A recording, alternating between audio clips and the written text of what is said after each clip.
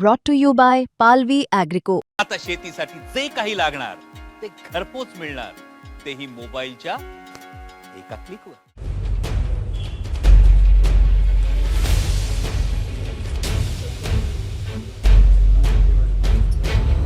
कौन पीछा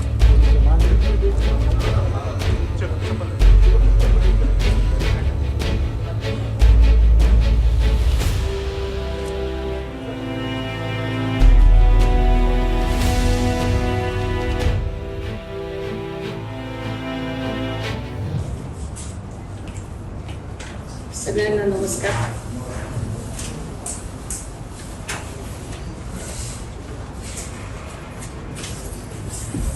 आज आपण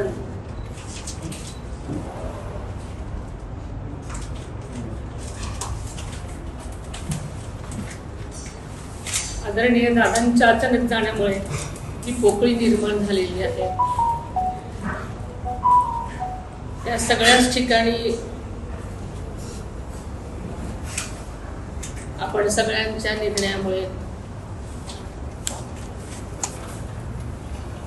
जे चेअरमन पदाची निवड होती त्यासाठीची आजची आपली ही बैठक आहे.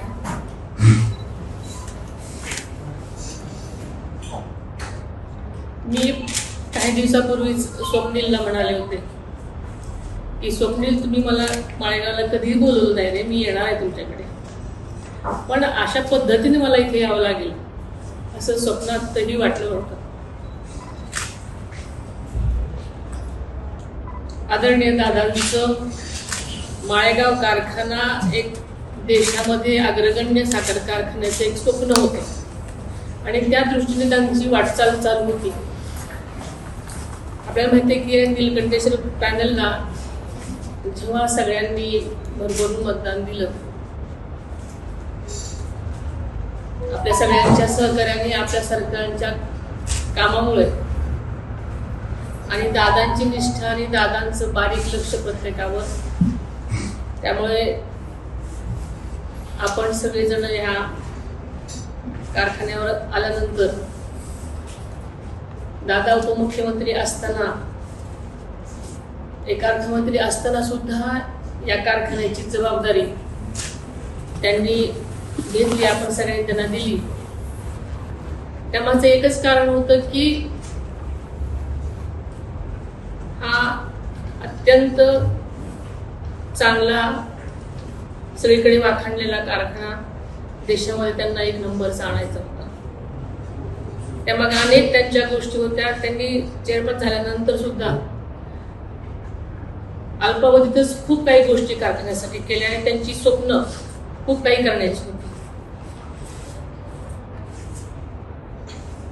आपण सगळ्यांचा मोठेपणा की सगळ्यांनी दादांची ही जागा माझ्यासाठी म्हणून तुम्ही सगळ्यांनी दिली, त्याबद्दल सगळ्यांचं सुरुवातीला मी मनापासून आभार मानते. मला नक्कीच खात्री आहे की तुम्ही हा मोठेपणा दाखवलाय. याचं श्रेय सगळं तुम्हाला असलं तरी तेवढंच सहकार्य तुम्ही देणार आहात आणि दादांची स्वप्न पूर्ण करण्यासाठी आपल्याला कारखान्याचे सभासद, कामगार, अधिकारी आणि आपण सगळेच शेतकरी यांना नक्कीच न्याय मिळवून देण्यासाठी दादाने जे जे म्हणून ठरवलेलं आहे त्या गोष्टीसाठी मी तुमच्या सगळ्यांच्या सहकार्याने नक्कीच प्रयत्न करेन. हा शब्द मी तुम्हाला आज देते. त्यांच्या एवढीला फोन करण्यापासून यायची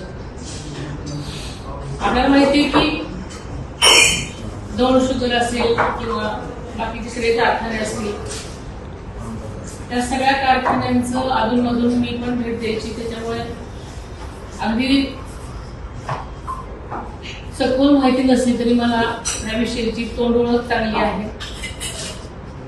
अनेक गोष्टी दादांच्या बोलण्यातून रोज सकाळपासून तेच ऐकायचं.